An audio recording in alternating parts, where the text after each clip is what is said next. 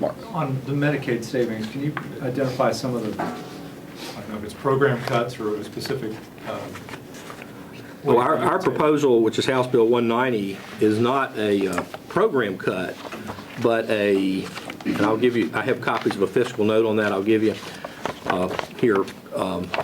It's looking at the improper payments to providers and identifying them before the payment is made rather than recovering it afterwards.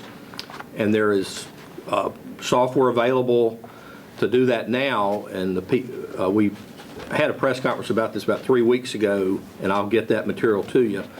It's not reducing eligibility for clients, and it's not reducing rates of pay, but rather just not paying claims at all that should not have been paid under existing law.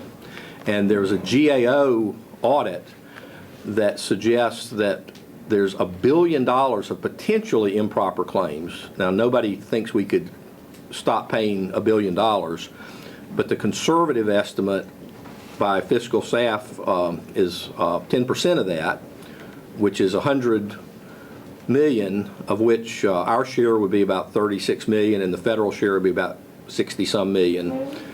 And we're, of course, federal taxpayers as well. And Mark, it's our understanding that other states have done this. Probably the closest example is the state of Georgia, and the anecdotal information I have is that their savings was in the $100 million range.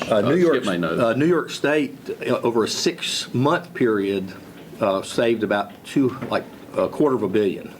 So $500 million over a year. Of course, you'd have to adjust for population, but it's several hundreds of millions that we should be able to save by using currently available software and methods. I may have missed this if you said it, but it's on this chart that you handed out on the recommended 09-10. Is that with stimulus money? Yes, that's the governor's budget with the stimulus money. Stimulus money. Yes. So, I mean, some of those stimulus dollars have rules about not supplanting them, right? So, I mean, isn't it hard to do this without having overall going up? It's hard. In education, I believe, and it's complicated, that you have to spend at least at the level of the year 2006. Is that correct? But it doesn't mean you have to spend more next year than you did this year. I don't think there's anything in the stimulus thing that would say they couldn't do the class size measure that we proposed. Laura Leslie? What did you think of the governor's program cuts? I haven't studied those yet.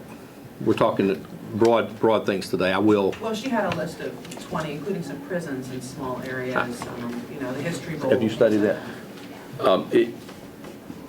It appears to me that the governor's approach was that we're gonna cut significantly programs and other things in areas other than education, and in education we're really not going to realize any savings. And it seems to me that some of those things may be short-sighted.